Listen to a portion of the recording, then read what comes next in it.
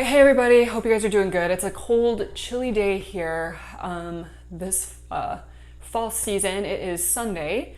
It is day number 3 of my daily nutrition nugget for you. So my part of my 30-day video challenge. So here is to day number 3. I got my hot beverage here because it's friggin' cold. So anyway, today's topic is actually on what's called the dairy matrix.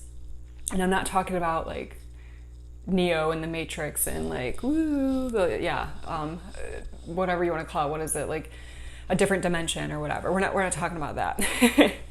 But anyway, it's on the dairy matrix. So what I wanted to talk about first is really what the food matrix is. So what is the food matrix? So I actually have a little demographic, or like a little picture, not demographic, pictograph, I don't know what you want to call it. Anyway, a little picture here that actually breaks down what the food matrix is. So the food matrix, if you can see that, basically just encompasses all of the various components of what is in our food. So, that this is what, like I said, it creates or makes the food matrix. It comprises the food matrix, but also thinking of food synergy. So this little picture basically just shows you that our food, all the components of our food kind of work together. And we shouldn't be just looking at individual components of our food.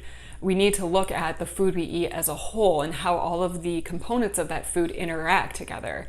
So it's really interesting. I know we tend to want to focus on one specific, component of our food, like, I don't know, vitamin D. Vitamin D is, helpful for, helping with depression. However, it might not just be vitamin D. It could be other components of the food that you're consuming that actually help vitamin D, work, or I guess can help. I don't know what I'm trying to say here, but you know what I mean. Like, it's not just basically the vitamin D component. It's other components of the food and how they work together to help, maybe, for example, with your depression or whatever. So part of this, and on here there is that little, there's bioactives. So bioactives are actually constituents of food other than the food components that meet our, basic nutrition needs. That are actually responsible for changing health or health outcomes. So those bioactives can have a huge impact on human health, and it's really interesting. So what are bioactives? So bioactives, there's many different bioactives in our food, but to name a few, there's flavonols, phytoestrogens, plant sterols, lycopene, dietary fiber, and olive oil phenols. So phenols. So those are different examples of what bioactives are. And so it's a really interesting topic. We tend to think of like what we're eating and breaking it down into what's in the food, like vitamins and minerals and stuff, but there's so much more to the food we eat. So we have to be mindful of that. But so back to the dairy matrix. So I've got some milk here for us as our example today. So milk actually is composed of 87% water and about 13% solids. And those solids, of course, include carbohydrates, fats, and proteins. So what I didn't know, though, about milk is that it actually contains very complex fatty acids or complex fats. And there's actually over 400 types of fatty acids with different structures, sizes in here. So it's really interesting. I had no idea that was the case. So, but it also, of course, contains bioactive components, including the peptides, which comes from the proteins, the fatty acids, like I mentioned, and then carbohydrates. So milk contains bioactives, which again is part of the dairy matrix, part of its matrix. And so anyway, the interesting thing about the dairy matrix, again, all of those different components working together to help promote health can actually, in fact, impact our health. And there's been some research out there to show that various peptides can actually help improve blood pressure. They actually have antimicrobial activity, as well as antioxidant properties. So those are specifically looking at the peptide bioactives. So that's like mind-blowing. We're just talking about dairy here today, just talking about milk. But looking at other dairy foods, so not just milk, but like yogurt, cheese, and other dairy foods, there's actually been some research to show that those particular foods, again, the whole food component, not just specific nutrients, but the whole food, can actually reduce the risk of cardiovascular disease and type 2 diabetes, as well as potentially have a play in reducing inflammation in the body and improve gut integrity, as well as lowering the risk of metabolic syndrome.